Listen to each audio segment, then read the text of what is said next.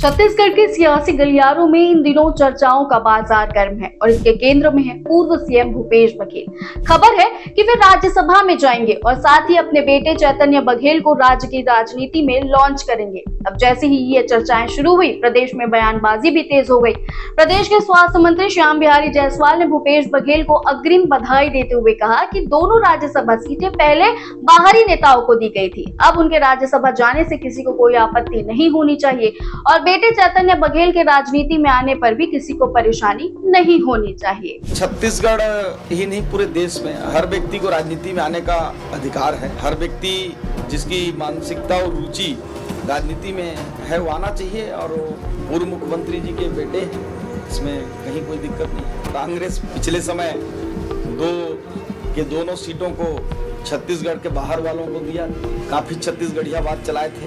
भूपेश बघेल जी अगर राज्यसभा जाते हैं तो इसमें हम लोग को इसमें कोई दिक्कत नहीं है, लेकिन हमें तो आशंका है कि कांग्रेस जब भी अवसर मिलेगा छत्तीसगढ़ियों को राज्यसभा नहीं भेजेगी, उनके बाहर के ही कोटे होते हैं।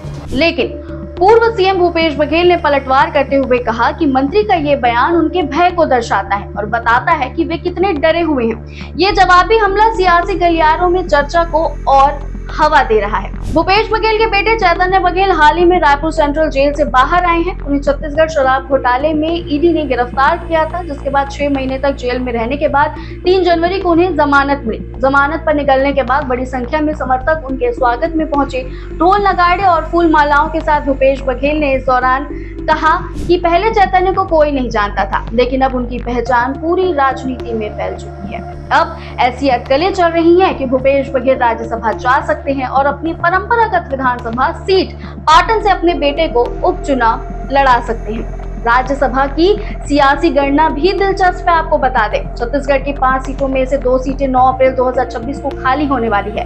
वर्तमान सांसद फूलोदेवी नेताम और केटीएस तुलसी का कार्यकाल समाप्त होने वाला है। एक सीट कांग्रेस के पास और दूसरी बीजेपी के पास जाने की संभावना है, जिससे राज्यसभा की सियासी हलचल तेज हो गई है। अब सवाल उठता है, क्या भूपेश बघेल राज्यसभा की सीट पक्की करेंगे और बेटे को राजनीति में उतारेंगे, या इस बीच सियासी विरोध और बयानबाजी उन्हें पीछे खींच देगी? आपकी क्या राय है? कमेंट सेक्शन में जरूर बताएं और अपडेट्स के लिए वन छत्तीसगढ़ को सब्सक्राइब करना ना भूलें।